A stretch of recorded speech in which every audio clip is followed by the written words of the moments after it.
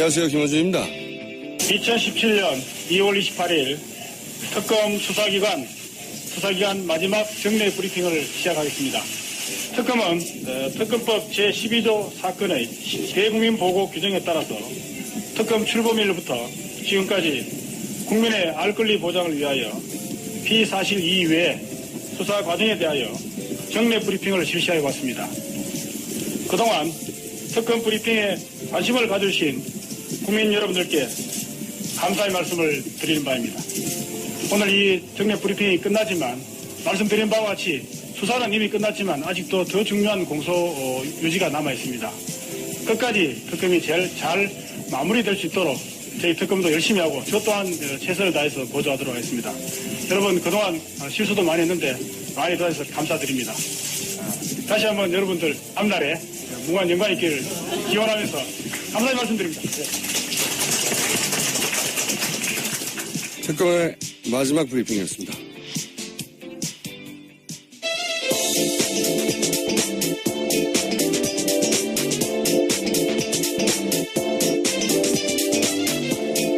시사인의 김은지입니다. 예. 방금 저희가 이제 마지막 브리핑 이규철 특별검사의 이 특검법의 수사 과정 브리핑을 넣었던 게 이게 신의 한 수였어요, 사실. 네, 그렇죠. 법으로 보장되어 있었습니다. 예. 그래서 수사 과정을 중간에 이야기한다느니 뭐 기타 자본들이 굉장히 나올 수 있었거든요. 법에 넣어버렸기 때문에 공식적으로 굉장히 앞으로 특검 다 이렇게 해야 될 거라고 봐요. 예. 브리핑 사항을 특별 검사를 한다는 게 사실은 그러고 보니까 우리나라 첫 특검이 언제인지 아세요? 조폐공사 그때 아닌가요? 기자가 맞군요. 그게 저는 기억이 나요. 그때 이제 조폐공사 파업을 했는데 그 파업을 술자리인가 그랬을 거예요. 당시 공안부장이 저 파업은 검찰이 공안 조성을 위해서 유도한 거야. 예, 기자들과의 술자리에서 네. 그랬죠. 예. 그렇게 말을 하자 갑자기 수사 대상이 검찰이 된 겁니다. 원래 사건을 검찰이 수사해야 되는데 수사 대상이 검찰이 되니까 그러자 이제 미국에 있는 특검 제도를 우리도 도입해야 된다고 해서 특검이 시작된 거거든요. 그 이후로 이제 가장 지금 특검 말고 그 이전까지 가장 유명했던 건 삼성 특검이죠. 그 김영철 변호사가 네네. 내부공헌하면서 시작된 그때는 지금보다 2배의 크기였어요. 40명이었고 그리고 90일 했고 제 기억으로는 그리고 4조 몇천억을 차단했어요. 근데 참 그 차명재산을 찾아내는데 그 차명재산이 이 특검 덕분에 합법화됐죠. 그렇죠. 네. 이건희 회장의 공식적인 재산이 됐죠. 네, 삼성에게 큰 도움을 준 특검으로. 삼성의 힘이죠. 삼성의 힘. 그 이후 최근 이명박 박근혜 정권만 해도 BBK 특검이 있었고. 네, 디도스도 그렇죠? 있었고요. 디도스 내곡동 사저. 예. 네. 가장 최근에 두 특검인 디도스 내곡동 사저 특검 둘 다 제가 이 특검 출범에 결정적인 기여 혹은 관여를 한 제가 그런 사람이에요. 내곡동 사전은 주진우 기자의 특종으로 알고 있는데요. 어디서 했겠어요? 예. 저랑 같이 만났어요, 그 사람. 예. 하지만 그 특검도 다 면접만 주고 끝났거든요. 그래서 특검 해봐야 뭐 소용없다 이런 얘기 많았죠. 예. 예, 심지어 그 건 같은 경우에는 한 건이었거든요. 원포인트라고 네. 할 수 있는데 이번에는 14건 플러스 알파입니다. 14건 하다가 인지된 사건까지 한다라는 건데. 디도스 때는 신의 영역이다 하고 끝났고. 예, 윗선을 앓는 것은 신의 영역이다. 예. 내곡동 사저 특검도 아무도 벌을 받지 않았어요. 예. 그래서 이번 특검이라고 별 수 있을까 했는데 이게 대통령을 수사 대상으로 한 것도 최초고 그리고 특검 본연의 의미가 이제 정부로부터 독립적이어야 한다. 검찰이 결국 정부기관이니까요. 그런 의미를 완전히 살린 최초의 특검. 정말 제가 보기에는 기립박수를 받아야 된다. 네. 저희 제작진도 그렇지만 맨날 박수 치거든요. 네. 저희 방송을 들으시는 모든 분들이 아마 기립박수를 받아 마땅한 특검이었다고 생각하실 거고 이게 이제 큰일이에요, 큰일. 앞으로 모든 특검은 이제 이 특검하고 비교가 될 거예요. 니네는 왜 그러냐. 그리고 특검이라는 제도가 존재하는 한 계속해서 회자 되겠죠. 어떤 기준을 마련해서 기준. 특검은 이 정도는 해야 한다 하고 기준을 팡 만들어버렸죠. 예.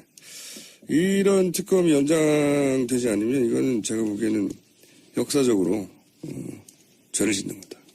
정세균 의장의 정치적 결단 대단히 필요한 시점입니다. 자, 특검 이야기 계속 정리해 볼까요? 예. 네, 박 대통령이 헌정상 처음으로 뇌물죄 피의자로 입건됐습니다. 어제 특검이 종료되면서 발표한 건데요. 원래는 시한부 기소중지 검토도 했었는데 기소중지하지 않고 검찰이 수사할 수 있도록 입건해서 넘기겠다라는 거죠. 원래는 기소중지 상태로 종결을 하겠다고 했는데 좀 차이가 있어요. 저도 이제 물어봤는데 검찰 출신 분들한테 그러니까 법적으로 큰 차이는 없는데 실무적으로는 차이가 있다. 상징적으로도 차이가 있고 뭐냐면은 이 기소 중지라는 건 수사를 다 하고 이제는 기소 단계만 남았는데 지금 당장은 하지 못한다. 행방불명이든 혹은 해외에 있거나 예. 혹은 그렇죠. 해외에 있거나 대통령이어서 불소추 특권이 있거나 예, 예. 그래서 당장은 못한다 이건데 이렇게 피의자로 입건만 하는 거는 수사가 계속 이어진다. 근데 바로 할 수 있죠. 예. 네, 검찰에서요. 그래서 저는 그런 생각도 들어요. 특검 연장이 가능할지도 모른다는 일말의 기대를 안고서 이렇게 한 게 아닐까. 예. 이게 이제 오픈 결말이거든요, 영어로 치면. 그래서 출국 금지도 하지 않은 게 아닌가. 만약에 기소 중지였다면 출국 금지까지 하고 제가 보기에는 했을 것 같은데. 자. 이 팀이 어쨌든 수사를 계속하면서는 웬만한 비리는 결국 다 밝혀질 수 있다. 전망하는데 어쨌든 시한부 기소 중지가 아니라 입건만 했어요. 나쁜 게 아닙니다. 예. 자, 관련 특검이 1차적으로 어쨌든 우선적으로는 지금까지는 종결되면서 내놓은 몇 가지 결론들 중에 짚어볼 만한 게 또 뭐가 있어요? 예, 또 어제 최순실 씨와 박 대통령 공모 뇌물액에 대해서도 밝혔는데요. 433억 원에 달한다라는 겁니다. 삼성전자가 비덱스포츠에 준 돈은 78억 가량인데요. 그 전체 규모는 213억이고요. 또 미르와 K스포츠재단 관련해서 204억, 또 한국동계스포츠영재센터와 관련해서 216억 해서 총 220억으로요. 이렇게 해서 뇌물 금액이 나오게 된 거죠. 뇌물이 이 정도 되면 말이죠. 이 사태 초기에 여러 번 언급했었지만 뇌물액이 1억이 넘어가면 10년 이상이거든요. 네. 이 정도 되면 거의 무기징역 나올 수 있는 정도의 액수긴 한데 예, 유죄가 인정되면 그렇죠. 유죄가 인정돼야 예. 되는 거죠. 예. 예. 공소유지도 굉장히 큰 산입니다. 특검 입장에서는요. 맞습니다. 예. 공소유지에 대해서는 저희가 3부에 김경진 의원 연결해서 얘기를 나눠볼 텐데 공소유지가 왜 중요하냐. 공소유지라는 단어도 사실 일반인들 입장에서는 듣기 어려운 이야기죠. 예, 낯선 말입니다. 공소유지가 뭐야 이렇게. 근데 이게 저는 맨 초반에 나왔던 뉴스지만 삼성전자가 비덱에 200억 원대 컨설팅 계약했다. 그렇죠. 아주 초반부터 나온 얘기예요. 근데 이거 하나만 가지고도 저는 이거 단 하나만 가지고도 이게 탄핵 사유라고 보는 게 비덱스포츠는 최순실 정유라가 100% 소유한 회사예요. 예, 그렇죠. 정유라 씨 승마 관련된 회사입니다. 승마 지원요. 소유주가 최순실 정유라 100%예요. 이런 아주 생긴 지 며칠 되지도 않은 거거든요. 예, 계약할 때 그랬죠. 예. 그리고 사무실도 없었어요. 그리고 최순실 정유라 씨가 뭐라고요. 근데 삼성전자가 200억 계약을 어떻게 합니까, 단독으로. 이런 회사가 있다는 사실도 알기 어렵죠, 사실은요. 생긴 지 얼마 안 된 회사를 독일까지 날아가가지고 200억대 계약을 삼성전자가 왜 해요? 2억도 아니고 2억도 하기 힘들어요. 2천만 원짜리 계약도 안 해줘요. 대기업하고 한 번이라도 일해보신 분들은 아시겠지만 이거 하나만 가지고도 그렇죠. 말도 안 되는 거란 말이죠. 이것만 따져도 말이 안 되는 겁니다. 이게 너무 많은 사건과 너무 많은 액수가 등장하니까 오히려 이제 둔해졌는데 요 사건 하나를 파고들어서 탄핵시킬 수도 있다고 저는 생각이 드는데 자 어쨌든 400억대를 줬다. 예. 그걸 뇌물로 이제 본 거고요. 네네. 대신 삼성이 얻은 게 있죠. 네, 그렇습니다. 2015년 7월 삼성물산 제일모직 합병으로요. 이재용 삼성전자 부회장 등에 대해서는 8천억 원 이상의 수익을 챙겼다라는 게 특검 수사 결과입니다. 이거는 이제 특검이 이제 과장하지 않으려고, 오버하지 않으려고 노력한 결과고요. 언론에 따라서는 조단위를 얘기하고. 네, 그렇게 나오기도 하죠. 전문가들은 이제 아무리 낮게 잡아도 최소 8천억 원 된다라고 이제 특검이 수사 결과를 낸 거고. 네. 네, 대신에 국민연금공단 같은 경우에는요. 최소 1,400억 원 정도의 손해를 봤다라는 겁니다. 이것도 낮게 잡은 거죠. 이것도 뭐 4천억대에서 조단위를 얘기하는 전문가들도 있는데 중요한 거는 삼성은 엄청 이익을 봤다는 겁니다. 그리고 국민연금은 엄청 손해를 봤고 그리고 최순실은 몇백억을 챙겼다는 거죠. 네. 이 관계만 봐도 어떻게 이게 논란이 될 수 있나 모르겠어요. 주고받기죠, 정말. 예. 거래죠, 거래. 예. 당연히. 400억 주고 몇천억 챙겼으면 이거 얼마나 큰 장사입니까? 자, 다음 수는요. 네, 관련해서요. 대통령이 대기업 총수들한테 사업계획서 건넸는데 그것이 비문과 오타투성이었다라는 내용도 근데 뒤늦게 이렇게 나왔습니다. 큰 돈을 받아내는데 예. 이 건네줬던 사업 계획서는 실제로는 아니 대기업하고 한 번에 이제 보면요 1,000만 원, 2,000만 원만 받아내려도 사업 계획서가 정말 빵빵해야 돼요. 그렇지, 만나기도 쉽지 않은 데다가 사업계획서. 못 만나죠. 예, 그죠? 예. 예. 근데 이 사업 계획서가 뭐 재벌 회장한테 줬는데 2장짜리고 뭐 2장짜리인데 그 안에 뭐 오타가 난무하고 뭐 이렇다는 얘기잖아요. 예, 그렇습니다. 자세히 전해주세요. 예, 네. 경향신문 보도를 보면요. 관련 계획서, 대기업 회장들이 받아낸 계획서를 보면요. 이런 문장이 있습니다. 다소 이상하더라도 그대로 읽어보겠습니다. 현재 영재센터의 영재 선수는 초등학생이라는 정해진 규율이 있어서 올림픽 선수를 발굴하기엔 사뭇 어려운 완성이 될 수 있습니다. 라는 문장입니다. 정해진 규율에 있어 올림픽 선수를 발굴하기 사뭇 어려운 완성이 될 수 있습니다. 네, 주술이 안 맞죠? 이 시적 허용에 가까운데 이거는.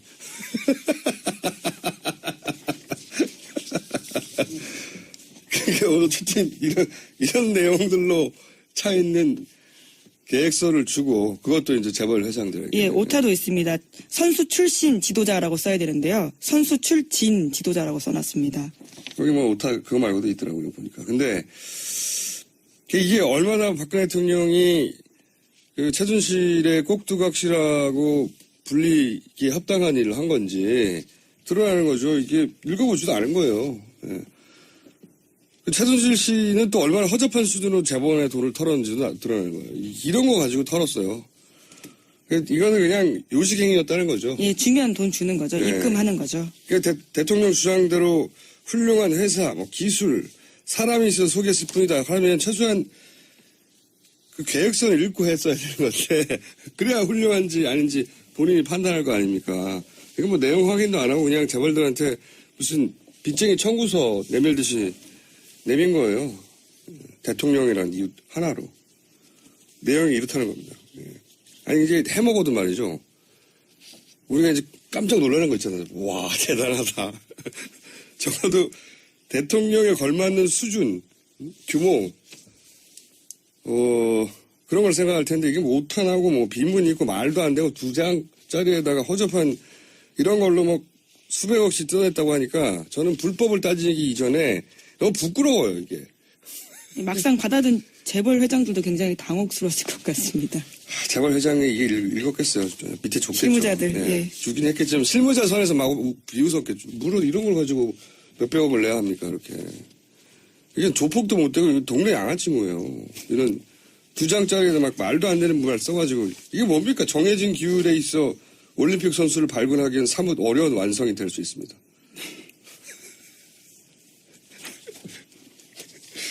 자, 하여튼 요 문장이 들어간 걸로 삼성전자한테 받았던가요? 예, 삼성에다 돈을 달라고 했죠. 그래서 16억 받았어요. 예, 한국 동계 영재 스포츠 센터 관련된 겁니다. 예.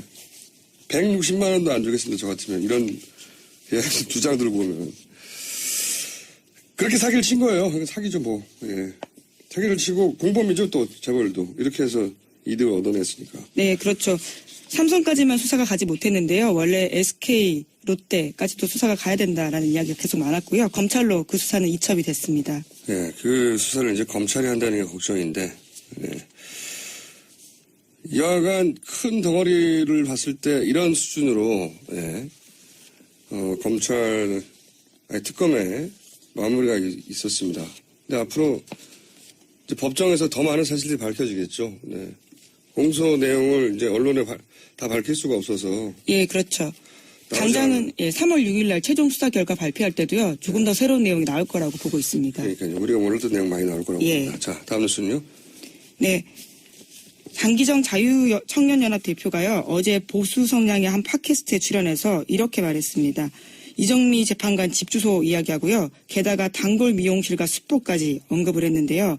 이 사람 같은 경우에는 지난 24일에도 박영수 특검에 집 주소를 공개하고 그 앞에서 야구방망이 시위도 했었었거든요. 저는 이게 말이죠. 이게 단순히 이제 개인정보를 유출했다 차원이 아니라, 월요일도 제가 얘기했지만, 이 집회와 그 얘기 있지 않습니까? 제가 이제 김기춘 비서실장이, 블랙리스트를 만들면서 화이트리스트를 만들어서, 애국 영화에 지원을 해라. 이런 얘기가 김영환 다이어리에 있죠. 업무일지에.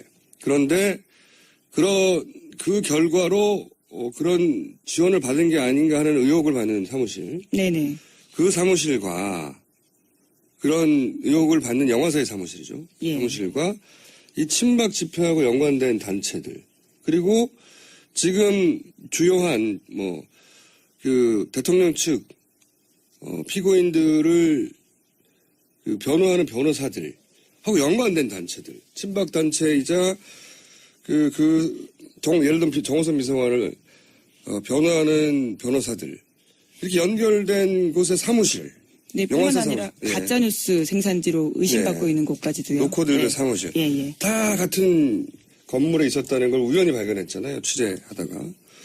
그래서 이거 그러면 청와대의 어떤 지시를 받고 화이트리스트로 지원받은 영화사도 거기 있고 단체도 거기 있고 집회 관계 단체도 거기 있고 가짜뉴스 단체도 거기 있습니다. 이거 단일한 컨트롤 타워 안에 있는 거 아닌가 이런 의문을 가지는 게 너무 자연스럽죠. 합리적이죠. 그런데 이제 그런 집회에 그 최선목에 서 있는 분이죠. 예, 자유청년연합 이분이 박영수 특검 집 주소를 공개했었거든요. 예, 지난 24일에 그랬죠. 근데 어떻게 하면 집 주소를 알 수가 있어요, 기자들도. 네, 아파트 정도까지는 알 수 그렇죠. 있습니다. 재산 공직자들은 재산 공개가 되거든요. 그러니까요. 근데 이게 정확한 동호수는 알 수가 없어요. 그렇죠. 그것도 굉장히 취재 영역입니다. 이거 어려워요. 예. 기자들도 찾아내기 어렵습니다. 근데 보수단체 대표가 이 동과 박 특검의 호수 얘기를 하고요. 또 박 특검이 어디에 멤버십이 있는지, 어디 사우나에 가는지, 그 사우나에서 어떻게 하고 있는지 이거 다 얘기했거든요. 이거는 기자들도 알 수가 없는 거예요. 절대로. 게다가 이번에는 이제 이정미 재판관이요. 네, 재판관에 대해서 어디 미용실에 자주 간다. 이거 어떻게 합니까? 이건 사찰 정보거든요. 이건 정보기관 수준에서는 알 수 있는 거지. 그래서 의심하는 겁니다. 더더욱이. 이 오늘도 이제 시청에 친박 집회했을 텐데, 다른 비용 다 제외하고, 그냥 무대 음향, 영상 장비. 네네. 제가 이제 주말에 가서 볼 때마다 정말 대규모거든요. 저게 견적이 얼마나 나올까요? 잠본업체한테 제가 물어본 적이 있어요. 요 안에 있는, 광화문, 이렇게 시청을 중심으로, 시청 동그라미 안에 있는 그 장비만 얼마가 들어갈 거 아니야? 그랬더니 견적을 저한테 얘기해 준 게 2억 얘기하더라고요. 그럼 몇 번 했습니까? 지금 10번이 넘어요. 그것만 해도 수십억이에요. 이 비용이 다 어디서 나왔나. 굉장히 의심스럽다. 컨트롤 타워도 의심스럽고 비용의 출처도 의심스럽고. 예. 네, 저도 지난주에 한 전직 보수단체 대표, 그러니까 고위직 출신과 통화한 적이 있는데요. 억 원대가 든다라는 이야기 하더라고요. 그러니까요. 네. 저는 업체한테 물어봤어요. 업체한테. 이런 일을 전문으로 하는 업체한테 쭉 보더니 바로 견적이 나오죠. 자기들 일이니까. 2억대 최소 들겠다고. 근데 이거는 다른 비용 다 빼고 그냥 거기 세팅만 말하는 거예요. 사람이 움직이거나 버스 다 빼고 나서. 이 영역 계속 취재 대상이다. 네. 굉장히 의심이 많이 든다. 컨트롤 타워 있는 거 아니겠는가. 왜냐하면 박근혜 대통령이 지금까지 업무 스타일로 보면 말이죠. 오랫동안 밝혀져 왔지만 문고리 3인방, 최순실, 정윤회 이런 탄탄한 그 비선 라인으로 움직였단 말이죠. 그 비선 라인이 아닌 시스템 라인은 비선 라인이 만들어준 거를 토스해서 실행하는 조직으로 썼지 실제 중요한 일들은 비선 라인과 대포폰으로 가 있단 말이죠. 네네. 근데 문고리 3인방이 지금 작동을 안 해요. 그리고 김기춘 전 비서실장이 없어요. 잡혀갔잖아요. 그러면 김기춘 전 비서실장 플러스 문고리 3인방 역할을 할 사람이 누군가 필요합니다. 본인이 혼자 다 전화가 오르지 않을 거 아니에요. 누가 할까요? 오랜만에 너는 누구냐 질문을 할 수밖에 없는. 누가 할지 저는 궁금해요. 이 컨트롤 타워 역할을 누군가 하고 있는 것 같다. 그렇지 않고서 이렇게 일사불란하게 이런 정보들이 막 나오고 이런 집회가 이런 돈이 들어가서 비슷한 사무실 다 모여서 할 수 있겠나 이런 일들을 의심이 듭니다. 대단히. 탄핵 그 심판과는 무관하게 이 영역은 계속 취재해야 될 거라고 봅니다. 자, 시간이 제목 정도 한두 개를 풀 수 있을 시간 정도 되네요. 네. 네, 박 대통령이 어제 박사모에 대해서 진심으로 고맙고 감사하다라는 메시지를 보냈습니다. 박사모 단체 회원들이 응원 편지를 보내자요. 거기에 대한 답장 형식인 겁니다. 고마우시겠죠. 네, 당연히. 그거 뭐 고마운 거는 박 대통령 입장에서 참 고마울 수밖에 없죠. 그거는. 시점이 참 공교롭게요. 오늘 서울 도심에서 대규모 탄핵 반대 집회 열리잖아요. 네. 예. 격려한 걸로 보이는 거죠. 많이 나오라고 하는 격려이기도 예. 박 대통령이 한 가지 뛰어난 점은 그 타이밍, 정치적 타이밍 잘 잡아서 메시지 정확하게 누군가가 만들어주면 그걸 가지고 전효옥 씨의 표현에 하면 인류 배우처럼 읽어낸다. 연기하고. 제 표현이 아니고 전효옥 씨의 표현이에요. 인류 배우라고. 자, 여기까지 할까요? 네네. 네. 오늘 근데 끝나고 집회 가십니까? 예, 제가 다리를 좀 다쳐서. 아, 그렇죠. 예. 지금 다리가 불편해요. 예. 기부스인가요? 아, 예, 반깁스 상태인데요. 저희 후배 기자들이 나갈 겁니다. 예. 네, 저도 오늘 방송 녹화가 또 하나 있는데 예. 끝나고 나서 저녁 때는 고기를 먹으러 갈 생각입니다. 예. 자, 여기까지 하겠습니다. 지금까지 시사인의 예, 김은지였습니다. 감사합니다. 아무도 묻지도 따지지도 않고 가입하셨다고요? 보험은 너무 어려워요. 걱정 마십시오. 마이보험 체크가 도와드립니다. 1800-7917 마이보험 체크로 지금 전화주세요. 1800-7917 이미 가입한 보험이나 신규 보험도 가장 좋은 조건을 체크해서 찾아드립니다. 인터넷 한글 주소 마이보험.com 또는 카카오톡에서 아이디 검색 마이보험을 친구 추가하여 상담하실 수 있습니다. 여성 여러분, 골반이 삐딱하면 허리가 아파요. 아랫배가 나와요. 골반이 바로 서야 건강도 아름다움도 바로 섭니다. 바디로직을 입으세요. 토크밴드의 입체적인 탄력이 틀어진 골반을 바로잡습니다. 간편하고 확실한 골반 교정 타이즈. 바디로직. 삐딱한 남성 골반에도 역시 바디로직. 바디로직의 효과를 못 느끼셨다면 100% 환불해드립니다. 자세한 환불 조건은 홈페이지를 참조하세요. 굶고 뛰고 땀 빼고 다 해봤다. 그래봐야 소용없었다. 다이어트는 결국 먹는 게 문제다! 동결건조 채소와 곡물, 단백질, 그리고 효소와 비타민, 미네랄로 만든 다이어트 전용 그린 스무디로 하루 한두 끼만 바꿔 드세요. 검색창에서 비타샵을 검색해주세요.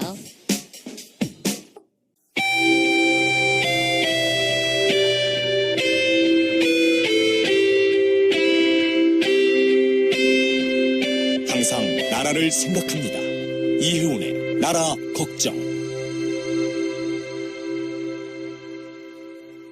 자, 나라 걱정하다가 당 걱정하다가 이제 탈당 걱정하다가 이제 신당 걱정하고 있는 분입니다. 아니, 저희가 또 쪼개지라고요? 걱정이 끊이지가 않는 바른정당의 이혜훈, 게다가 이제 최고위원이 되셨어요. 최고위원 나오셨습니다. 안녕하십니까. 네, 안녕하세요. 자, 요즘 이 전국이 이제 시끄러워요. 여의도가 시끌시끌 들썩들썩해요, 그죠? 근데 시끄러웠지만 뭐 최대로 시끄러운 것 같아요. 점점 시끄러워져서 유사일에. 앞으로 한 2주 후면 더 크게 시끄러워지겠죠. 예, 결론 나면. 그렇게 되면 여의도가 시끄러울 일은 별로 없을 것 같아요. 왜냐하면 국회는 어쨌든 승복한다는 게 입장이니까 광화문이 시끄러워지겠죠. 또는 대한문이. 어느 쪽으로 결론이 나든 시끄러워지긴 할 텐데 물론 뭐 탄핵이 인용되면 촛불 집회가 한두 번이 더 있을 수는 있어요. 제가 보기엔. 예. 그러니까 뭐 성과에 대해서도 얘기하고 앞으로 남은 것들에 대해서도 얘기하고. 근데 이제 아무래도 이제 좀 잦아들겠죠. 예. 잦아들고 이제 지켜보겠죠. 대선도 이어지니까. 근데 이제 태극기는 더 불어나겠죠. 저는 더 불어나지는 않을 거라고 봅니다. 더 불어나지는 않을지 몰라도 더 극렬해질 수 있어요. 소수가. 이게 이제 권력에서 내려가는 순간. 근데 우리나라 국민들 굉장히 보면 또 동정에 약하잖아요. 예. 누군가가 이렇게 좀 불쌍해진다. 뭐 이러면서 아주 그냥 왜 이렇게 동정에 약한지. 그렇다 하더라도 이 집회의 조직성 또는 뭐 동원 능력 또는 뭐 일사불란함은 사라져서 집회 동료가 크게 줄어들 것이다. 그럴 수 있겠네요. 근데 오히려 이제 소수가 극렬하게 야단을 칠 수는 있는 것 같아요. 자, 그리고 만약에 기각된다면 만에 하나 상상하기도 싫지만 바른정당은 어떻게 됩니까? 저희는 의원직 총사퇴를 국민 앞에 약속했기 때문에 만약에 기각이 되면 저 그날부터 실업제되니까 뭐 간혹 차라도 좀 사주세요. 총사퇴를 제가 정치권에서 최근 20년간 몇 번이나 봤지만 한 번도 총사퇴한 적은 없고요. 아무도. 아마 전제 조건이 충족이 안 됐나 보죠? 그리고 총사퇴가 문제가 아니라 당 해체까지 얘기했잖아요. 예. 아니, 의원들이 하나도 없는데 뭐 당이 살아남겠습니까? 자, 이제 그런 일은 없어야 되겠죠. 저희는 어쨌든 보기로는 대통령의 헌법과 법률 위반이 아주 심각하고 중대하다라고 보고 있습니다. 그게 이제 전 국민의 80% 그렇게 생각하는데 헌재 재판관을 전 국민의 80% 기준으로 분포를 맞춰서 뽑은 게 아니기 때문에 특정 성향을 가지신 분들이 좀 많죠, 거기에. 예, 특히 보면은 과거 이제 판결 사례나 이런 거 보면 걱정되는 분들이 좀 있죠. 자, 그 얘기는 이제 우리끼리 해봐야 소용없고. 네, 네 맞습니다. 오늘 우리끼리 해보면 소용 있는 이야기 중에 최근에 김문수 요 집회에서 얘기하는 게 생각나는데 김문수 전 도지사는 왜 이렇게 적극적으로 최선봉에 서 계신 거예요, 갑자기? 아니 뭐 탄핵 기각을 제가 그분 속에 들어가 본 적은 없지만 그냥 이렇게 밖에서 관전하는 사람 입장에서 보면 왜 저럴까 하면 가능성이 제일 높은 시나리오는 이제 보수가 후보가 없다. 특히 이제 지금 태극기 방금 부대가 뭐라고 하시려다가 그냥 단어가 실수로 나온 거죠? 제가 뭐라 그랬죠? 네, 무의식 중에 나오신 게 있어요. 네, 자 계속해 주십시오. 아, 걱정되네요. 네. 근데 이제 막 태극기 부대가 지지할 후보가 없다. 뭐 한교안은 못 나오지 않겠느냐. 저렇게 권한대행을 만들면서 그리고 박근혜 정부의 책임이 가장 많은 1차 책임자가 그래서 자기가 무주공산을 선점하려고 했다? 그런 생각을 갖고 저러시지 않을까. 왜냐하면 이해가 안 그러다가 기각돼 버리면 인용돼 버리면요. 그러면 정치적 생명이 다 함께 날아가는 거 아닙니까? 이게 완전한 배팅인데 정치 생명을 건. 나는 반대했지만 된 건 어떡하냐 이렇게 나오겠죠. 아 정말 이해가 안 돼요. 이렇게까지 나설 줄은 몰랐어요. 아니 시국회의 우리 와서 탄핵해야 된다고 탄핵에 반드시 돼야 된다 당까지 나가자 제일 앞줄에 계셨는데 그랬죠 분명히. 예, 그게 며칠 지나고 나서 갑자기 저쪽 제일 앞줄에 가 계시니까 좀 이해가 안 되고. 그때 왜 안 나오신 거예요? 다 저도 기억나는 게 가장 적극적으로 탈당과 탄핵을 주장했던 의원 중에 한 분이었고 의원 전 시국회의에 제일 많이 나오셨죠. 제일 많이 나왔죠. 예, 저보다 많이 나오셨어요. 그래요? 예. 그러면 초광성인데 말이죠. 그래서 다들 같이 탈당하는 거구나. 과거의 성향으로 보나. 친박도 아니잖아요. 게다가. 예. 친박을 코스프레를 좀 하시긴 하셨죠. 왜냐하면 총선 전에 이럴 때 보면 아니 대구에 수성구에 꽂아주는 거는 친박으로 전환 안 했으면 꽂아주나요. 뭐 그렇게 생각할 수도 있지만 이 정치 이력 전체를 보면 그렇죠. 예, 진성 친박이라고 할 수 친박으로 산 거는 아주 몇 개월이고 뭐 총선 때 잠깐 그랬다고 네, 반박으로 사신 게 뭐 10수년이니까. 그런데 그렇게 하다가 왜 탈당을 안 했고 왜 이렇게까지 나설까 바른정당 내에서의 분석은 없습니까? 아까 말씀드린 대로 이제 보수의 태극기 부대가 떠밀어주는 후보가 되려고 저런다. 이성을 상실한 게 아니냐. 이런 얘기를 하시는 분들이 있죠. 그거 말고 무슨 내막은 없어요. 그거는 나중이고요. 네.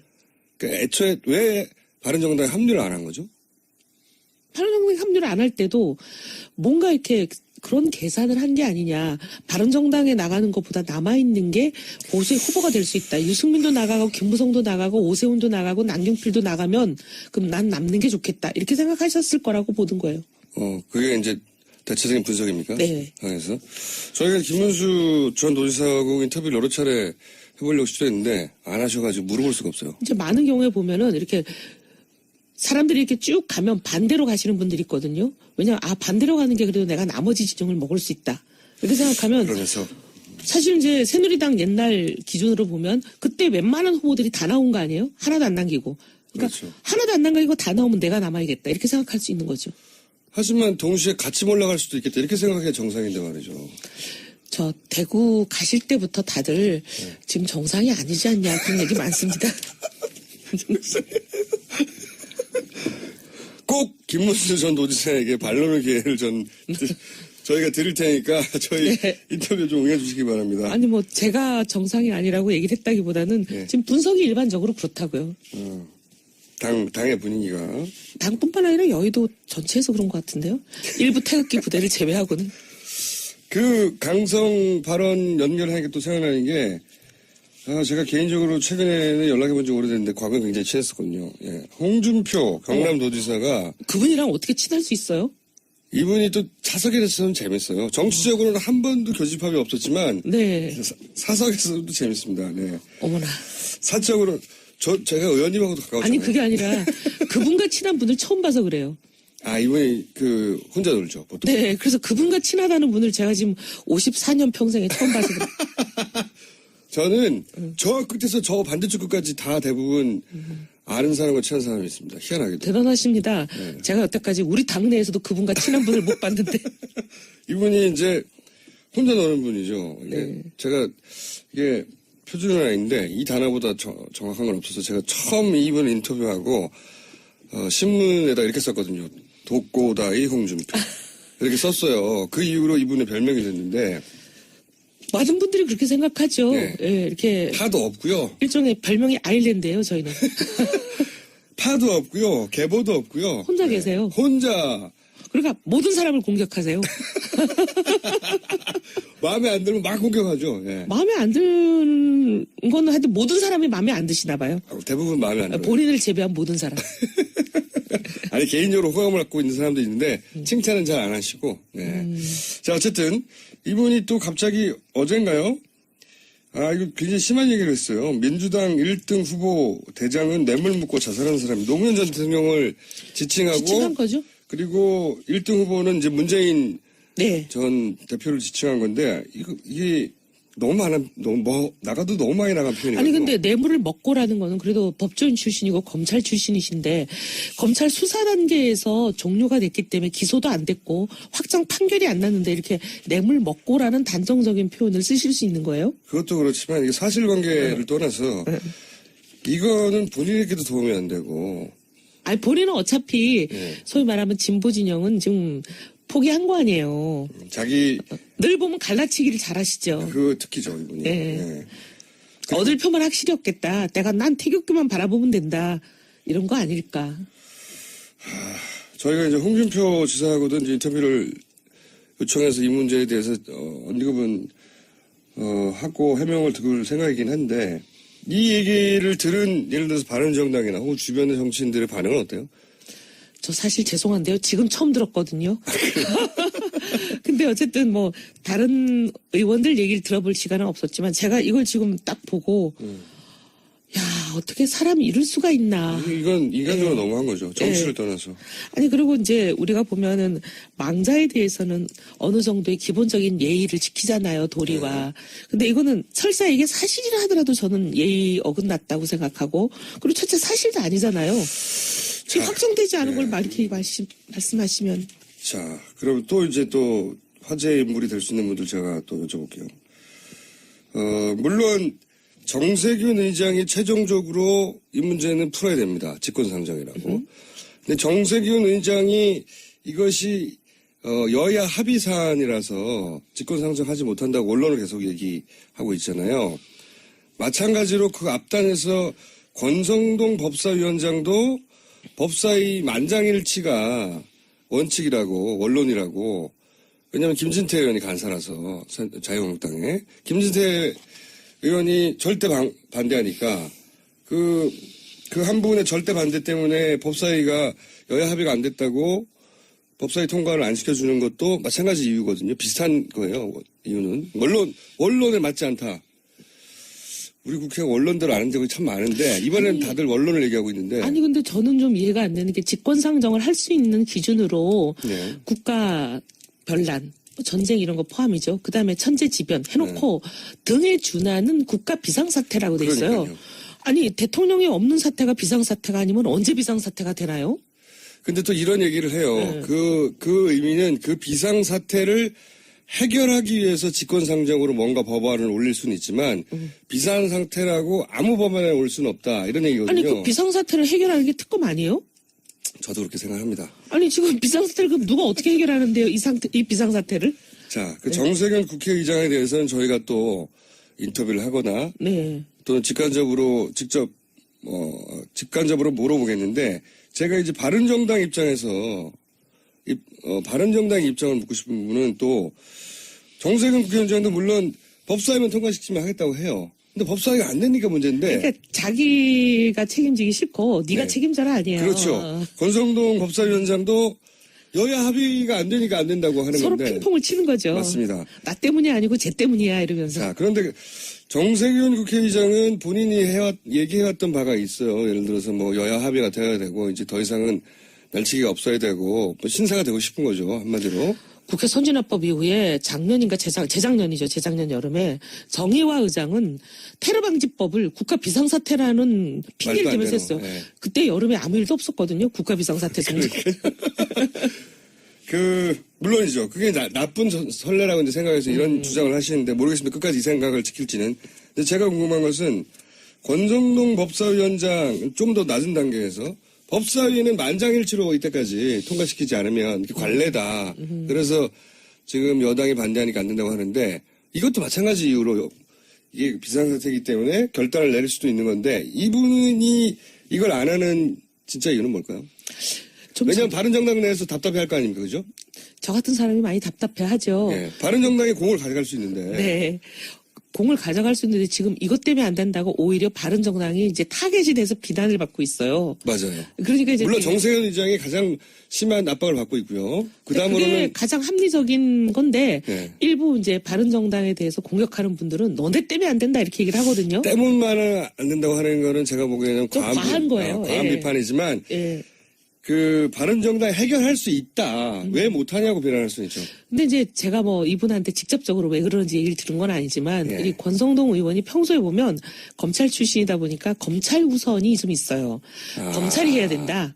그리고 왜 특검이나 이런 거를 어떻게 보면 비상설 기구를 만들어 가지고 별동대로 하느냐. 이거는 검찰이 해야 된다. 이런 생각을 좀 갖고 있는 것 같은데 그거와 연관이 있지 않을까. 그런 영향이 있을 수 있겠네요. 그러기도 하고 이제 많은 경우에 이렇게 되면 특검이 생기는 걸 검찰은 원치 않을 거요. 특검은 물론 그 특검 안에는 검찰에서 온 검사들도 포함되긴 하지만 네. 검찰은 자기들의 자기들의 스포트라이트 이런 걸 그렇죠. 전부 다 뺏기니까요. 특검이 가져가는 거를 그렇게 좋아하지는 않을 거예요. 그거 좋아할 사람은 없죠. 예. 그러니까 검찰 내부에서 자기 친정이죠. 권성동 의원에게 여러 가지 압력이 있지 않냐. 이게 이제 여의도의 해석이에요. 여의도에서는 검찰 고위 관계자들이 공을 다 가져가면 어떡해. 검찰도 좀 이렇게 먹고 빛이 나게 살자. 해줘야지. 네. 진작에 잘하든지요. 그러게 말이에요. 그런 영향이 본인의 평소 철학도 그러하고 검찰 출신이라서 그리고 그런 예를 들어서 검찰 고위 관계자 과거에 선후배나 연락 와서 그런 영향도 있을 수 있겠네요. 좀 뭐 그렇지 않겠냐. 다들 그렇게 생각하죠. 이거를 바른정당 입장에서 당론에서 뭐 당 차원에서 권성동 법사위원장에게 그건 충분히 알겠는데 바른정당이 이걸 법사위를 통과시켜가지고 우리가 뜰 수 있어. 이렇게 설득하거나 압박할 수는 없나요? 사실 이제 당론이라는 걸 정하기는 좀 적절치는 않지만 지금 이제 다들 개인적으로 비공식적인 채널을 통해서 많이 얘기들 하고 있어요. 권선동 위원장에게. 저만 해도 몇 번. 왜냐면은 본인의 철학도 좋고 다 좋은데 이게 당이 죽게 생겼잖아요, 지금. 지지율이 너무 낮지 않습니까? 저는 당도 당이지만 나라가 이래갖고 되냐 하는 생각이에요. 나라 이전에 당부터 걱정했어요. 네, 알겠습니다. 나라보다 당이 더 문제가 빨리 생길 것 같아요. 그러니까요. 네. 2주 후에 당이 어떻게 될지 몰라요. 또 바른정당 얘기를 하니까 또 생각나는 게 저는 좀 안타까워서 그래요. 네. 바른정당이 충분히 자기 존재감을 가지고 치고 나갈 수 있는 정국이 분명한데 이 정국을 왜 이렇게 못 살릴까 싶어가지고. 저는 이런 것 같아요. 이제 지금 우리 대한민국을 홍해바다 가르듯이 그냥 이렇게 쫙 갈라놨잖아요. 이 탄핵 정국이. 촛불과 태극기로 대변되는 양대 세력이 굉장히 이제 극단적인 분들이 많이 나가세요. 그러다 보니까 이제 중도가 설당이 없어지고 양쪽에서 거의 빨아들이고 있지 않나. 근데 그렇게 생각하면 단순화시키면 좋긴 한데 실제로는 그거하고 좀 차이가 있는 게 탄핵이 인용돼야 된다고 하는 분들이 여전히 3개월째 80% 가까이 되거든요. 그러니까 그 80%의 바른정당에 속해 있어요. 이게 반은 딱 갈라진 게 아니고. 그러니까 80% 국민들 중에는 당연히 우리나라 국민들 다 80%가 진보가 아니니까 보수도 절반은 섞여 있는 거예요. 그러면 그분들을 땡길 수 있는 충분한 환경이 돼 있는데 바른정당이 예를 들어서 아주 선명할 때, 뭐 18세 그 투표 선거권 인하하자 할 때 처음에 갈듯하다 확 들어올랐어요. 스텝이 꼬인 건 인정해요. 그건 저는 잘못했다고 와서 당에 굉장히 많이 얘기를 했는데 그때 지지율 확 떨어졌어요. 네. 네. 그리고 사실은 어떻게 보면 이 탄핵이 인용이 이제 된다면 1등 공신은 사실 바른정당이거든요. 맞습니다. 그건 제가 인정합니다. 아니 캐스팅 보트를 쥐고 있을 때 다들 사실 야당도 많이 그때 머뭇거리고 있었어요. 근데 당까지 깨면서까지 했단 치고 말이죠. 나와가지고 정치 생명을 걸고 탈당해가면서까지 탄핵을 주도했고. 그거 맞아요. 그다음에 이제 이번에 또 문제가 이제 생겼잖아요. 왜냐하면 대통령 대리인단들이 막말을 하고 네네. 도대체 이해할 수 없는 궤변들을 늘어놓고 할 때 우리는 탄핵이 기각이 되면 전부 의원 배지 떼고 의원직 사퇴하겠다. 네. 사실 이런 당은 저희 밖에 없거든요. 그건 압박은 안 될 거예요. 압박은 안 되는데 그 정도 각오인데 그러면 더더욱이 이럴 때 확 치고 나가지고 선명한 모습을 보여줬으면 제가 보기에는 중간쯤에 있는 성향 분들 중에 여전히 진보 진영한테 정권을 맡기는 건 불안하다고 생각하는 사람이 있을 수 있습니다. 그 사람들이 바른정당을 확 몰릴 수 있는데 바른정당이 밀어낸 거예요. 그분들 가는 길을. 밀어냈다는 표현은 좀 그렇긴 한데. 갈까 하는데 오지 마! 저희가 이제 마음을 잘 얻질 못한 건 사실인데. 그 이유 중에 하나가 혹시 지도부가 뭘까요? 사실 이럴 때 다들 개성에 강한 분들이 모여있죠. 특히나 보수 정치인들 중에 가장 개성에 강한 분들이 거기 모여있는 거예요. 제가 보기엔. 그렇죠. 왜냐하면 자기 혼자 독고다이로 네. 공천 잘리고도 살아남고 다 이런 사람들이니까. 실력도 있고 네. 목소리도 강하고 개성도 강해서 누가 지시하면 그거 싫어하고 그런 분들이 다 모여있어요. 그러니까 지도부가 굉장히 어렵긴 하겠죠. 이럴 때일수록 그래도 30명밖에 안 되니까 이럴 때일수록 이거는 우리가 단일한 목소리를 내줘야 우리 존재감을 살 수 있다 하고 확 치고 나가는 지도부가 아닌 것 같다는 생각이 제가 들어요. 너무 착해요. 너무 착하고 저는 이번에 이제 제일 지도부라 하면 여기서 누굴 당대표님, 원내대표님이 이제 지도부로 불리죠. 네. 근데 이번에 황교안 탄핵에 대해서도 우리는 참여하지 않겠다. 제가 이거 보고 기겁을 해가지고 왜냐하면 아침에 우리가 9시에 최고위원 회의를 하고 10시쯤 끝나서 각자 이제 자기 일로 돌아갔는데 불과 몇 시간 후에 이게 당의 공식 입장으로 발표가 된 거예요. 아, 최고위원 회의가 거치지 않고요? 네.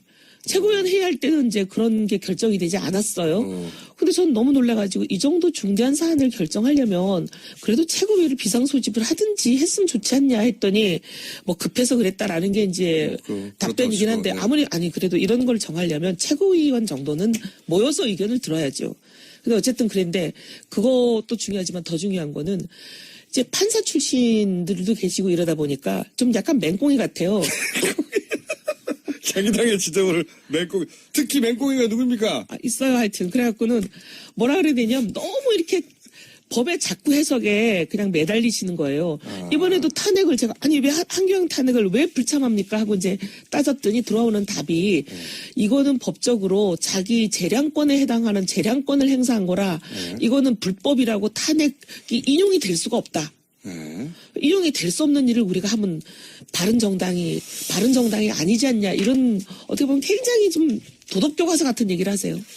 여기서 그럼 맹꽁이는 주호영 원내대표를 말하는 거예요? 판사 출신이신데. 제가 했던 맹꽁이가 누군지는 다 말하는 거와 마찬가지인 것 같은데요? 당 대표와 원내대표 분들이 너무 착하다.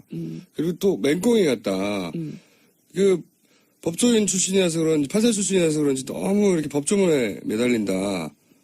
여기 세 가지를 합치면 주호영 원내대표. 해석은 자유에 맡기겠습니다. 그러면 정병국 대표는 잘하고 있습니까? 우리 정병국 대표님 너무 마음이 약하고 마음이 좋으세요. 그거를 정치적으로 표현하면 뭡니까? 우유부단한 겁니까? 우리 진행자께 권한을 드릴게요. 네. 그럼 해석하실 수 있는. 1번 우유부단. 2번 매우 우유부단. 저는 사지선다 정도는 돼야 돼요. 3번 철저히 우유부단. 아니 근데 그게 이제 부드럽다가 어떨 때는 굉장히 우유부단하다고 비칠 수 있잖아요. 혹은 그 정치적으로 우유부단하면 굉장히 치명적이 되기도 하잖아요. 부드럽고 이제 포용하고 이런 게 좋은 장점도 될 수 있는데 지금 같은 탄핵 정국에는 그게 자칫 잘못하면 생직선데 어떻게 보면 팀이하다 또는 뭐 너네 왜 왔다 갔다 하냐 이렇게 이제 비난을 받을 소지가 있거든요. 팀이 왔다 갔다. 네. 그게 더 좋네요. 팀이 하다로 하죠. 그러면 이거 표준어 맞나요? 다 알아듣긴 합니다. 자 그러면 한 분은 맹꽁이 한 분은 팀이 하다로 결정하겠고 정운찬 전 총리는 여기 바른정당 들어갑니까? 국민의당 들어가실 것처럼 저희 방송에 나와서 얘기하다가 아직도 국민의당이 약간 좀 박지원 대표였나요? 얼마 전에 약간 제가 그런 뉴스 봤는데 예. 표현이 좀 상당히 좀 불편하시겠다. 제가 이런 개문발차. 네, 예. 개문발차. 예, 문 연차 가버린다. 예. 자꾸 안 들어오면 이런. 근데 그런 거는 조금 좀 불편하실 것 같긴 한데 저희는 바른정당에 들어오시기를 바라고 있습니다. 접촉이 있긴 있고요. 누군가 하고 있겠죠. 하고 있죠. 자, 저희가 20초밖에 안 남았는데 네. 유승민 의원이 왜 꼭 20초 남겨놓고 중요한 질문하세요? 아니, 중요한 질문이 아니고요. 네. 섭외 좀 해주세요. 유승민 의원이 저녁 방송만 나가시고 저희 아침 방송을 안 나가세요. 아침에 못 일어나시나? 누구처럼? 근데 유승민 의원에 대해서 제가 광고할 수 있는 기회를 한번 주시면 좋습니다. 그럼 제가 섭외 지금부터 저희가 보통 안내 나가는 시간인데 제가 직권으로 아니 지금 말고 풀로 한 번을 달라고요. 일단 1분 요약본을 한번 해보세요. 대통령 되시면 이분만큼 나라를 잘 끌고 갈 준비된 사람이 없습니다. 전문성뿐만이 아니라 균형 감각, 그다음에 국민들 중도에 딱 맞춰져 있는 그분의 이념 좌표. 네. 아, 그렇게? 네. 세 가지밖에 없네요. 제일 중요한 세 가지. 아니, 근데 저도 유승민 의원의 뭐 발언이나 또는 인터뷰를 보면서 괜찮다. 대화가 되는 보수다. 이렇게 생각이 왔거든요. 근데 한 가지 지금 정국에서 안타깝다, 아쉬운 건 뭐냐면 이 TK 정서가 본인에게 요구하는 바가 있을 거 아닙니까, 당연히. 그거하고 좀 다르죠. 예. TK 정서가 요구하는 바를 당연히 지역구 의원으로서는 수용해 나가야 되는데 지금은 전국구 정치인으로 커야 되는데, 그죠? 전국구 정치인, 전국을 바라봐야 되는데 지금 행보 중에 보면 이거는 TK 정서에 발목 낀 결정들이 있는 거 아닌가. 예를 들어서 뭐 보수단체와의 보수 후보 단일화. 보수 후보 단일화 같은 것도. 단일화는 새누리당, 자유당이죠. 자유당과 합치겠다는 게 아니라 그렇다 하더라도. 후보보다 이길 수 있다는 거죠. 자, 여기까지 하고 섭외를 부탁드립니다. 다음. 진짜 한번 주셔야지 섭외하는데. 같이 나오시든가요. 네, 알겠습니다. 지금까지 이혜훈 의원이었습니다. 저는 하지만 그 특검도 다 면접은 주고 끝났거든요. 그래서 특검 해봐야 뭐 소용없다 이런 얘기 많았죠. 예, 심지어 그 건 같은 경우에는 한 건이었거든요. 원포인트라고 할 수 있는데 이번에는 14건 플러스 알파입니다. 14건 하다가 인지된 사건까지 한다라는 건데. 디도스 때는 신의 영역이다 하고 끝났고. 예, 윗선을 앓는 것은 신의 영역이다. 내곡동 사저 특검도 아무도 벌을 받지 않았어요. 예. 그래서 이번 특검이라고 별 수 있을까 했는데 이게 대통령을 수사 대상으로 한 것도 최초고, 그리고 특검 본연의 의미가 이제 정부로부터 독립적이어야 한다. 검찰이 뭐 결국 정부기관이니까요. 그런 의미를 완전히 살린 최초의 특검. 정말 제가 보기에는 기립박수를 받아야 된다. 네. 저희 제작진도 그렇지만 맨날 박수치거든요. 네. 저희 방송을 들으시는 모든 분들이 아마 기립박수를 받아 마땅한 특검이었다고 생각하실 거고, 이게 이제 큰일이에요, 큰일. 앞으로 모든 특검은 이제 이 특검하고 비교가 될 거예요. 니네는 왜 그러냐. 그리고 특검이라는 제도가 존재하는 한 계속해서 회자되겠죠. 어떤 기준을 마련해서 기준. 특검은 이 정도는 해야 한다 하고 기준을 팡 만들어버렸죠. 예. 이런 특검이 연장되지 않으면 이거는 제가 보기에는 역사적으로 죄를 짓는 거다. 정세균 의장의 정치적 결단 대단히 필요한 시점입니다. 자, 특검 이야기 계속 정리해 볼까요? 예. 네, 박 대통령이 헌정상 처음으로 뇌물죄 피의자로 입건됐습니다. 어제 특검이 종료되면서 발표한 건데요. 원래는 시한부 기소중지 검토도 했었는데 기소중지하지 않고 검찰이 수사할 수 있도록 입건해서 넘기겠다라는 거죠. 원래는 기소중지 상태로 종결을 하겠다고 했는데 좀 차이가 있어요. 저도 이제 물어봤는데 검찰 출신 분들한테. 그러니까 법적으로 큰 차이는 없는데 실무적으로는 차이가 있다. 상징적으로도 차이가 있고, 뭐냐면은 이 기소 중지라는 건 수사를 다 하고 이제는 기소 단계만 남았는데 지금 당장은 하지 못한다. 행방불명이든 혹은 해외에 있거나, 네, 예, 혹은 그렇죠. 해외에 있거나 대통령이어서 불소추 특권이 있거나. 예, 예. 그래서 당장은 못한다 이건데 이렇게 피의자로 입건만 하는 거는 수사가 계속 이어진다. 근데 바로 할 수 있죠. 예. 네, 검찰에서요. 그래서 저는 그런 생각도 들어요. 특검 연장이 가능할지도 모른다는 일말의 기대를 안고서 이렇게 한 게 아닐까. 예. 이게 이제 오픈 결말이거든요, 영어로 치면. 그래서 출국 금지도 하지 않은 게 아닌가. 만약에 기소중지였다면 출국 금지까지 하고 제가 보기에는 했을 것 같은데. 자. 이 팀이 어쨌든 수사를 계속하면서는 웬만한 비리는 결국 다 밝혀질 수 있다. 전망하는데 어쨌든 시한부 기소 중지가 아니라 입건만 했어요. 나쁜 게 아닙니다. 예. 자, 관련 그 특검이 1차적으로 어쨌든 우선적으로는 지금까지는 종결되면서 내놓은 몇 가지 결론들 중에 짚어볼 만한 게 또 뭐가 있어요? 예, 또 어제 최순실 씨와 박 대통령 공모 뇌물액에 대해서도 밝혔는데요. 433억 원에 달한다라는 겁니다. 삼성전자가 비덱스포츠에 준 돈은 78억. 안녕하세요, 김원준입니다. 2017년 2월 28일 특검 수사기관 마지막 정례 브리핑을 시작하겠습니다.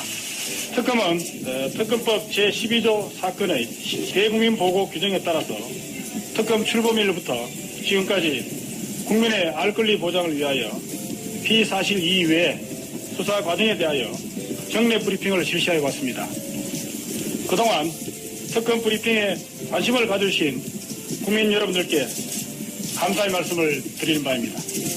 오늘 이 정례 브리핑이 끝나지만 말씀드린 바와 같이 수사는 이미 끝났지만 아직도 더 중요한 공소 유지가 남아 있습니다. 끝까지 특검이 제일 잘 마무리될 수 있도록 저희 특검도 열심히 하고 저 또한 최선을 다해서 보조하도록 하겠습니다. 여러분 그동안 실수도 많이 했는데 많이 도와주셔서 감사드립니다. 다시 한번 여러분들 앞날에 무한 영광 있기를 기원하면서 감사의 말씀드립니다. 특검의 마지막 브리핑이었습니다.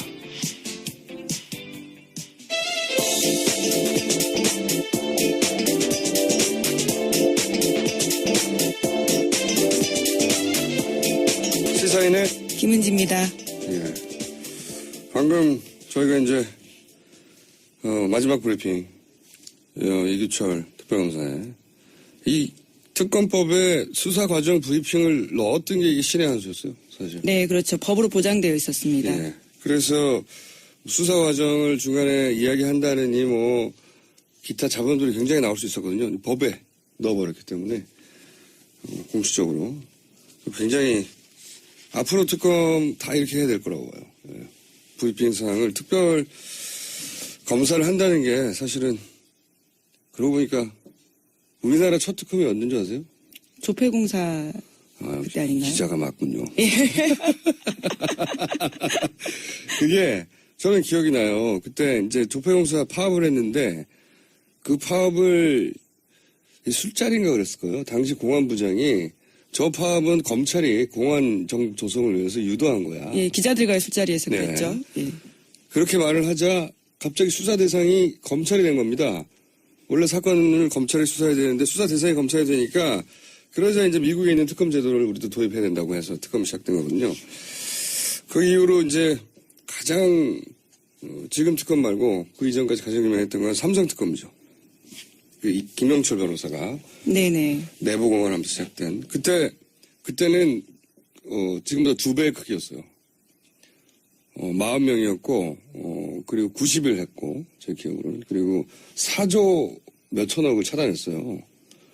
근데 참 그 차명 계산을 찾아내는데 그 차명 계산이 이 특검 덕분에 합법화됐죠. 그렇죠. 네. 이건희 회장의 공식적인 재산이 됐죠. 네, 삼성에게 큰 도움을 준 특검으로. 삼성의 힘이죠. 삼성의 힘. 그 이후 최근 이명박 박근혜 정권만 해도 BBK 특검이 있었고. 네, 디도스도 그렇죠? 있었고요. 디도스 내곡동 사저. 예. 네.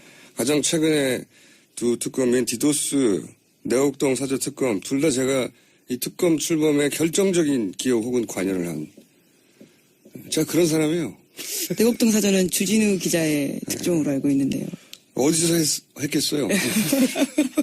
예. 저랑 같이 만났어요, 그 사람. 예. 못 만나죠. 예. 근데 이 사업계획서가 재벌 회장한테 줬는데 2장짜리고 2장짜리인데 그 안에 오타가 난무하고 이렇다는 얘기잖아요. 예, 그렇습니다. 자세히 전해주세요. 예, 경향신문 보도를 보면요. 관련 계획서, 대기업 회장들이 받아낸 계획서를 보면요. 이런 문장이 있습니다. 다소 이상하더라도 그대로 읽어보겠습니다. 현재 영재센터의 영재 선수는 초등학생이라는 정해진 규율이 있어서 올림픽 선수를 발굴하기엔 사뭇 어려운 완성이 될 수 있습니다. 라는 문장입니다. 정해진 규율에 있어 올림픽 선수를 발굴하기엔 사뭇 어려운 완성이 될 수 있습니다. 네, 주술이 안 맞죠? 이 시적 허용에 가까운데 이거는.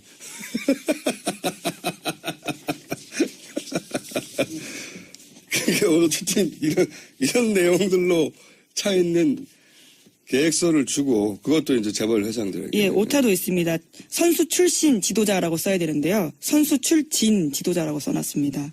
여기 오타 그거 말고도 있더라고요 보니까. 근데 이게 얼마나 박근혜 대통령이 그 최순실의 꼭두각시라고 불리기에 합당한 일을 한 건지 드러나는 거죠. 이게 읽어보지도 않은 거예요. 예. 최순실 씨는 또 얼마나 허접한 수준으로 재벌의 돈을 털었는지도 드러나는 거예요. 이런 거 가지고 털었어요. 이거는 그냥 요식행위였다는 거죠. 예, 주면 돈 주는 거죠. 네. 입금하는 거죠. 그러니까 대통령 주장대로 훌륭한 회사, 기술, 사람이 있어서 속였을 뿐이다. 하면 최소한 그 계획서를 읽고 했어야 되는 건데 그래야 훌륭한지 아닌지 본인이 판단할 거 아닙니까? 이거 내용 확인도 안 하고 그냥 재벌들한테 무슨 빚쟁이 청구서 내밀듯이 내민 거예요. 대통령이라는 이유 하나로. 내용이 이렇다는 겁니다. 아니, 이제 해먹어도 말이죠. 우리가 이제 깜짝 놀라는 거 있잖아요. 와, 대단하다. 적어도 대통령에 걸맞는 수준, 규모, 그런 걸 생각할 텐데 이게 오탄하고 비문이 있고 말도 안 되고 2장짜리에다가 허접한 이런 걸로 수백억씩 뜯어냈다고 하니까 저는 불법을 따지기 이전에 너무 부끄러워요, 이게. 막상 받아든 재벌 회장들도 굉장히 당혹스러웠을 것 같습니다. 재벌 회장이 이게 읽었겠어요. 밑에 좋겠죠. 실무자들, 네. 예. 주긴 했겠지만 실무자 선에서 막 비웃었겠죠. 물론 이런 걸 가지고 몇백억을 내야 합니까, 그렇게.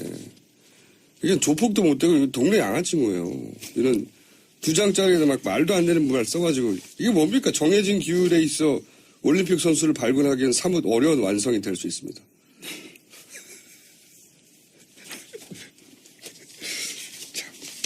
하여튼 요 문장이 들어간 걸로 삼성전자한테 받았던가요? 예, 삼성에다 돈을 달라고 했죠. 그래서 16억 받았어요. 예, 한국동계영재스포츠센터 관련된 겁니다. 160만 원도 안 주겠습니다. 저 같으면. 이런 주장들을 보면. 그렇게 사기를 친 거예요. 사기죠 뭐. 예. 사기를 치고 공범이죠 또 재벌도. 이렇게 해서 이득을 얻어냈으니까. 네, 그렇죠. 삼성까지만 수사가 가지 못했는데요. 원래 SK, 롯데까지도 수사가 가야 된다라는 이야기가 계속 많았고요. 검찰로 그 수사는 이첩이 됐습니다. 네, 그 수사를 이제 검찰이 한다는 게 걱정인데, 네. 여하간 큰 덩어리를 봤을 때 이런 수준으로, 네. 특검에 마무리가 있었습니다. 근데 앞으로 이제 법정에서 더 많은 사실들이 밝혀지겠죠. 네. 공소 내용을 이제 언론에 다 밝힐 수가 없어서. 예, 그렇죠. 이라는데요. 그 전체 규모는 213억이고요. 또 미르와 K스포츠재단 관련해서 204억, 또 한국동계스포츠영재센터와 관련해서 216억 해서 총 220억으로요. 이렇게 해서 뇌물 금액이 나오게 된 거죠. 뇌물이 이 정도 되면 말이죠. 그 이 사태 초기에 여러 번 언급했었지만 뇌물액이 1억이 넘어가면 10년 이상이거든요. 네. 이 정도 되면 거의 뭐 무기징역 나올 수 있는 정도의 액수긴 한데. 예, 유죄가 인정되면 그렇죠. 유죄가 인정돼야 되는 거죠. 예. 공소유지도 굉장히 큰 산입니다. 특검 입장에서는요. 맞습니다. 예. 공소유지에 대해서는 저희가 3부에 김경진 의원 연결해서 얘기를 나눠볼 텐데 공소유지가 왜 중요하냐. 공소유지라는 단어도 사실 일반인들 입장에서는 듣기 어려운 이야기죠. 예, 낯선 말입니다. 공소유지가 뭐야 이렇게. 근데 이게 저는 맨 초반에 나왔던 뉴스지만 삼성전자가 비대기에 200억 원대 컨설팅 계약했다. 그렇죠. 아주 초반부터 나온 얘기예요. 근데 이거 하나만 가지고도 저는 이거 단 하나만 가지고도 이게 탄핵 사유라고 보는 게 비덱스포츠는 최순실 정유라가 100% 소유한 회사예요. 예, 그렇죠. 정유라 씨 승마 관련된 회사입니다. 승마 지원요. 소유주가 최순실 정유라 100%예요. 이런 아주 생긴 지 며칠 되지도 않은 거거든요. 예, 계약할 때 그랬죠. 네. 그리고 사무실도 없었어요. 그리고 최순실 정유라 씨가 뭐라고요. 근데 삼성전자가 200억 계약을 어떻게 합니까, 단독으로. 이런 회사가 있다는 사실도 알기 어렵죠, 사실은요. 생긴 지 얼마 안 된 회사를 독일까지 날아가가지고 200억대 계약을 삼성전자가 왜 해요? 2억도 아니고 2억도 하기 힘들어요. 2천만 원짜리 계약도 안 해줘요. 대기업하고 한 번이라도 일해보신 분들 아시겠지만 이거 하나만 가지고도 그렇죠. 말도 안 되는 거란 말이죠. 이것만 따져도 말이 안 되는 겁니다. 이게 너무 많은 사건과 너무 많은 액수가 등장하니까 오히려 이제 둔해졌는데 요 사건 하나를 파고들어서 탄핵시킬 수도 있다고 저는 생각이 드는데 자 어쨌든 400억대를 줬다. 예. 그걸 뇌물로 이제 본 거고요. 네네. 대신 삼성이 얻은 게 있죠. 네, 그렇습니다. 2015년 7월 삼성물산 제일모직 합병으로요. 이재용 삼성전자 부회장 등에 대해서는 8천억 원 이상의 수익을 챙겼다라는 게 특검 수사 결과입니다. 이거는 이제 특검이 이제 과장하지 않으려고 오버하지 않으려고 노력한 결과고요. 언론에 따라서는 조단위를 얘기하고. 네, 그렇게 나오기도 하죠. 전문가들 이제 아무리 낮게 잡아도 최소 8천억 원 된다라고 이제 특검이 수사 결과를 낸 거고. 네. 네, 대신에 국민연금공단 같은 경우에는요. 최소 1,400억 원 정도의 손해를 봤다라는 겁니다. 이것도 낮게 잡은 거죠. 이것도 뭐 4천억대에서 조단위를 얘기하는 전문가들도 있는데 중요한 거는 삼성은 엄청 이익을 봤다는 겁니다. 그리고 국민연금은 엄청 손해를 봤고 그리고 최순실은 몇백억을 챙겼다는 거죠. 네. 이 관계만 봐도 어떻게 이게 논란이 될 수 있나 모르겠어요. 주고받기죠, 정말. 예. 거래죠, 거래. 예. 당연히. 400억 주고 몇천억 챙겼으면 이거 얼마나 큰 장사입니까? 자, 다음 뉴스는요. 네, 관련해서요. 대통령이 대기업 총수들한테 사업계획서 건넸는데 그것이 비문과 오타투성이었다라는 내용도 뒤늦게 근데 이렇게 나왔습니다. 큰 돈을 받아내는데 예. 이 건네줬던 사업계획서는 실제로는 대기업하고 한 번에 이제 보면요. 1,000만 원, 2천만 원만 받아내려도 사업계획서가 정말 빵빵해야 돼요. 그렇지, 만나기도 쉽지 않은 데다가 사업계획 당장은 3월 6일 날 최종 수사 결과 발표할 때도요. 조금 더 새로운 내용이 나올 거라고 보고 있습니다. 그러니까요. 우리가 몰랐던 내용 많이 나올 거라고 봅니다. 자, 다음 뉴스는요. 네. 장기정 자유청년연합 대표가요, 어제 보수 성향의 한 팟캐스트에 출연해서 이렇게 말했습니다. 이정미 재판관 집 주소 이야기하고요. 게다가 단골 미용실과 숯보까지 언급을 했는데요. 이 사람 같은 경우에는 지난 24일에도 박영수 특검의 집 주소를 공개하고 그 앞에서 야구방망이 시위도 했었었거든요. 저는 이게 말이죠. 이게 단순히 이제 개인정보를 유출했다 차원이 아니라, 월요일도 제가 얘기했지만, 이 집회와, 그 얘기 있지 않습니까? 제가 이제 김기춘 비서실장이, 블랙리스트를 만들면서 화이트리스트를 만들어서, 애국 영화에 지원을 해라. 이런 얘기가 김영환 다이어리에 있죠. 업무일지에. 그런데, 그 결과로, 그런 지원을 받은 게 아닌가 하는 의혹을 받는 사무실. 네네. 그 사무실과 그런 의혹을 받는 영화사의 사무실이죠. 예. 사무실과 이 친박 집회하고 연관된 단체들. 그리고 지금 주요한 대통령 측 피고인들을 변호하는 변호사들하고 연관된 단체들. 친박 단체이자 예를 들면 정호선 비서관을 변호하는 변호사들 이렇게 연결된 곳의 사무실, 네, 뿐만 아니라 가짜뉴스 생산지로 의심받고 있는 곳까지도요. 노코들의 사무실 다 같은 건물에 있었다는 걸 우연히 발견했잖아요. 취재하다가. 그래서 이거 그러면 청와대의 어떤 지시를 받고 화이트리스트로 지원받은 영화사도 거기 있고 단체도 거기 있고 집회 관계 단체도 거기 있고 가짜뉴스 단체도 거기 있습니다. 이거 단일한 컨트롤 타워 안에 있는 거 아닌가 이런 의문을 가지는 게 너무 자연스럽죠. 합리적이죠. 그런데 이제 그런 집회에 최선봉에 서 있는 분이죠. 예, 자유청년연합. 이분이 박영수 특검 집 주소를 공개했었거든요. 예, 지난 24일에 그랬죠. 근데 어떻게 하면 집 주소는 알 수가 있어요, 기자들도. 네, 아파트 정도까지는 알 수 그렇죠. 있습니다. 공직자들은 재산 공개가 되거든요. 그러니까요. 근데 이게 정확한 동호수는 알 수가 없어요. 그렇죠. 그것도 굉장히 취재 영역입니다. 이거 어려워요. 예. 기자들도 찾아내기 어렵습니다. 근데 보수단체 대표가 이 동과 박 특검의 호수 얘기를 하고요. 또 박 특검이 어디에 멤버십이 있는지, 어디 사우나에 가는지, 그 사우나에서 어떻게 하고 있는지 이거 다 얘기했거든요. 이거는 기자들도 알 수가 없는 거예요. 절대로. 게다가 이번에는 이제 이정미 재판관이요. 네, 재판관에 대해서 어디 미용실에 자주 간다. 이거 어떻게 합니까? 이건 사찰 정보거든요. 이건 정보기관 수준에서는 알 수 있는 거지. 그래서 의심하는 겁니다. 더더욱이. 이 오늘도 이제 시청에 친박 집회했을 텐데, 다른 병 다 제외하고, 그냥 무대 음향, 영상 장비. 네네. 제가 이제 주말에 가서 볼 때마다 정말 대규모거든요. 저게 견적이 얼마나 나올까요? 잠본업체한테 제가 물어본 적이 있어요. 요 안에 있는, 광화문, 시청을 중심으로, 시청 요 동그라미 안에 있는 그